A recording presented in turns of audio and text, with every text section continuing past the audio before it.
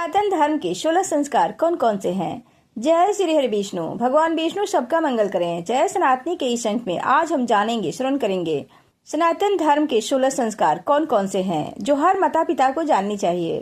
क्या आप जानते हैं कि सनातन धर्म में जन्म से लेकर मृत्यु तक मनुष्य के जीवन को पवित्र और अनुशासित बनाने के लिए 16 संस्कार बताए गए हैं। ये सिर्फ धार्मिक परंपराएं नहीं है, बल्कि जीवन को सही दिशा देने वाले वैज्ञानिक और आध्यात्मिक आधार है।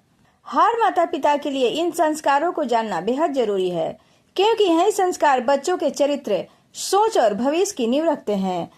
आज की इस वीडियो में हम जानेंगे सनातन धर्म के उन 16 महान संस्कारों के बारे में जिन्हें हर परिवार को, हर सनातनी को समझना और अपनाना चाहिए।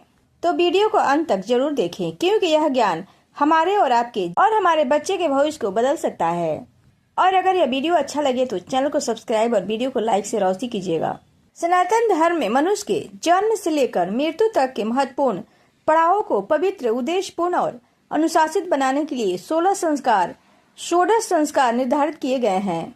इसका मुख्य उद्देश्य शारीरिक शुद्धि, मानसिक विकास, नैतिक उत्थान और आध्यात्मिक उन्नति है।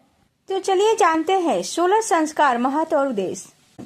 गर्भधारण, पुंसवन संस्कार, सीमंतोन्नयन संस्कार, जात कर्म, नामकरण संस्कार, निष्क्रम संस्कार। 7वें नंबर पर अन्नप्राशन संस्कार, मुंडन चूड़ाकर्म संस्कार, विद्यारंभ संस्कार, कर्णवेद संस्कार, यज्ञोपवीत संस्कार, वेदारंभ संस्कार, केशांत संस्कार, समावर्तन संस्कार, विवाह संस्कार और लास्ट में अंतिम 16वां पर अंत्येष्टि संस्कार, श्राद्ध संस्कार।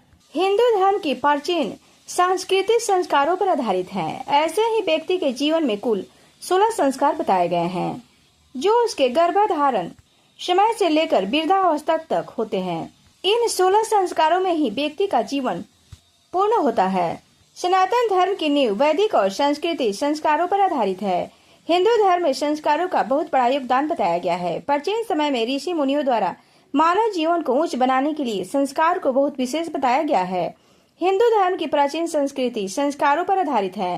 मानव जीवन में कोई भी कार्य करना हो तो वह बिना संस्कार से शुरू नहीं किया जा सकता।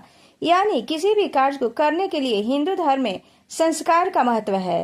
धार्मिक ग्रंथों में 16 संस्कार का विस्तार रूप से वर्णन किया गया है। 1 नंबर पर है गर्भधारण संस्कार। सबसे पहला संस्कार है गर्भधारण संस्कार, जिसमें आपके बच्चे जन्म लेने से पहले आपकी माता पिता ने आपको अपने गर्भ में धारण किया। दूसरा है पुंसवन संस्कार।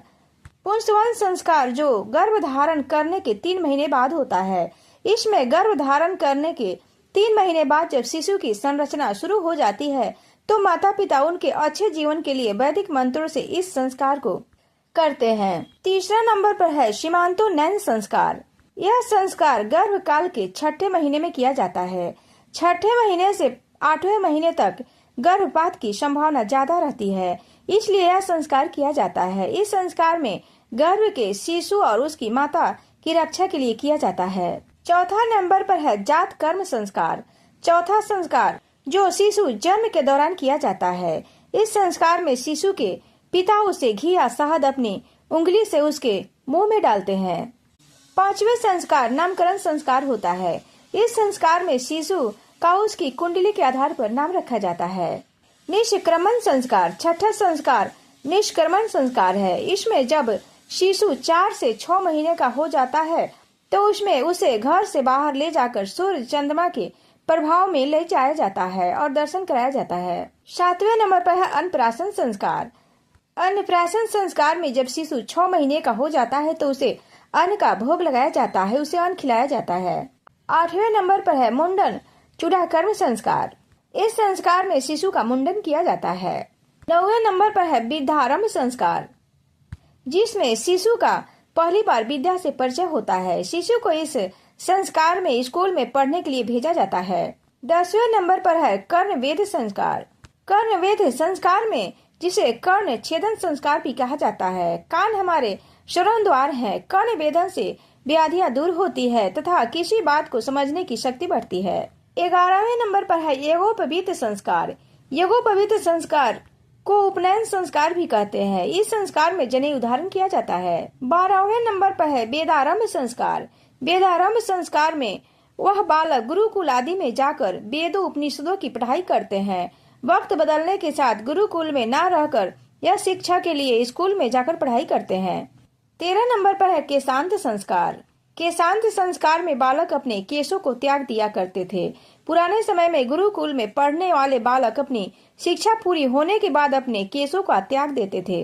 4 नंबर पर है समावर्तन संस्कार।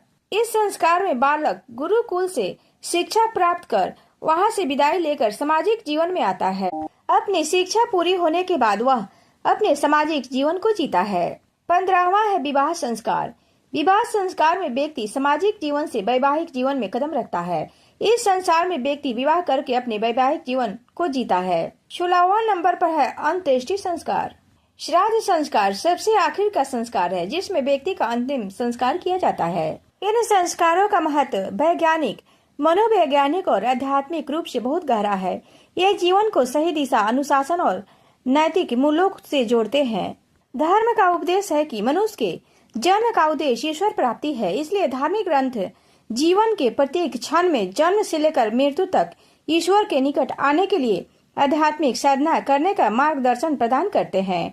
गर्भधारण से लेकर विवाह तक जीवन के 16 संस्कारों में ईश्वर के निकट आने के लिए संस्कार करना चाहिए। यही संस्कार बाद में आध्यात्मिक साधना को बेहतर बनाने में सहायक होती है। पहले ऋषि मुनियों ने मानव जाति के समग्र विकास के लिए प्रत्येक व्यक्ति पर अपना ध्यान केंद्रित किया। संस्कारों से प्राप्त होने वाला संपूर्ण आध्यात्मिक विकास व्यक्ति को लाभ पहुंचाता है। व्यक्ति सर्वांगीण समृद्धि प्राप्त करता है, साहसी और सुखी जीवन जी सकता है और समाज के आध्यात्मिक विकास में भी योगदान दे सकता है। इससे समाज सुदृढ़ होगा जो बदलने में राष्ट्र की समृद्धि में योगदान देगा। यदि यह प्रक्रिया समाज में निर्बाध रूप से जारी रहती है तो समाज बदलने में प्रत्येक व्यक्ति के योग बनाने में सहायक होगा। गर्भधारण का पहला संस्कार है और अंत्येष्टि अंतिम संस्कार। इन दोनों संस्कारों में व्यक्ति आश्रित होता है दूसरे पर। यह परंपरा ही हमारी रक्षा, समर्थन और पालन पोषण करती है। यह हमें समृद्ध बनाती है। आज अंत्येष्टि संस्कार मात्र रह गया है। श्राद्ध पक्ष आदि को त्याग दिया गया है। चूंकि पिछली 2 पीढ़ियां गर्भधारण संस्कार के बिना जन्म ले चुकी है, इसलिए इसके महत्व को समझने वाले लोगों को कुछ पश्चाताप के साथ इस संस्कार का पालन जरूर करना चाहिए। खानों से निकला कोयला बारीक तराशने की प्रक्रिया से गुजरने के बाद ही चमकीला हीरा बनता है। जितने अधिक संस्कार से इसे तराशा जाता है, यह कोहिनूर के समान विश्व का सर्वश्रेष्ठ हीरा बन सकता है। हिंदू धर्म में 16 संस्कार हैं जो मानव जीवन को अनेक पहलुओं से परिपूर्ण बनाते हैं। मृत्यु के बाद के जीवन को सुखमय बनाने के लिए भी संस्कार है। इन संस्कारों का पालन करके अपने और दूसरे के जीवन को सुखमय बनाया जा सकता है। गर्भ में 4 या 5वें महीने में ही हम अपने दुखों के प्रति अत्यधिक सजग हो जाते हैं। तब हम अपने सैकड़ों पिछले जन्म याद आते हैं। हमें यह एहसास होता है कि प्रत्येक जन्म में मानव जीवन का महत्व जानने के बावजूद हमने ईश्वर प्राप्ति के लिए कुछ नहीं किया और अपना पूरा जीवन व्यर्थ कर दिया। तब हम प्रार्थना करते हैं, हे ईश्वर, मुझे गर्भ के कष्टों से मुक्त कर दीजिए। इस घुटन भरे गर्भ से मुक्त होते ही मैं पिछली बार की तरह भौतिक संसार के जाल में नहीं फंसूंगा।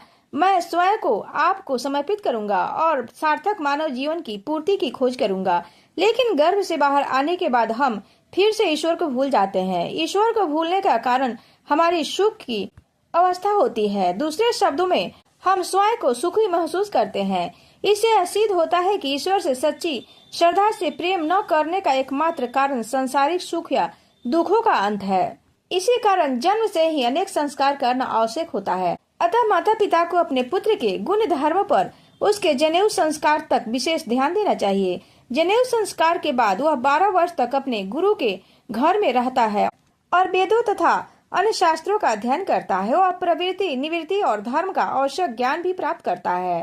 परंतु आज के जमाने में बच्चे गुरुकुल में नहीं स्कूल में जाते हैं और फिर वह विवाह करने या ब्रह्मचर्य का पालन करने का निर्णय लेकर घर लौट आता है। माता के गर्भ में प्राप्त ज्ञान ईश्वर के साथ उसके मिलन का कारण होता है। गुरु के घर में वह ज्ञान और भी प्रबल हो जाता है और वह वेदों, ईश्वर और सदगुरु में समान अवस्था के साथ घर लौटता है। चाहे वह प्रवृत्ति मार्ग का अनुसरण करे या निवृत्ति मार्ग का। जीवन के किसी न किसी मोड़ पर उसे दिव्य ज्ञान की प्राप्ति अवश्य होती है। यही धर्मोपदेश का उद्देश्य है। सदियों पहले हमारे ऋषियों ने व्यक्ति के आयु और जन्म से मृत्यु तक की परिस्थितियों के अनुसार अनुष्ठानों सहित 16 संस्कार करने की एक प्रणाली विकसित की थी। इसका उद्देश्य व्यक्ति के आध्यात्मिक विकास और सुदृढ़ीकरण के साथ साथ पूरे समाज के आध्यात्मिक विकास को सुनिश्चित करना और युगों युगों तक इस प्रक्रिया को निर्विरोध रूप से जारी रखना था। इन संस्कारों से व्यक्ति के विचारों में परिवर्तन होता है, जिससे उसके शरीर, मन और आत्मा का शुद्धिकरण होता है। जो व्यक्ति इन संस्कारों से मुक्त होता है वह उग्रवादी, भ्रष्ट और अनैतिक हो जाता है। इस प्रकार यह अपना और दूसरों का जीवन सुखमय बना लेता है। जय श्री हरि।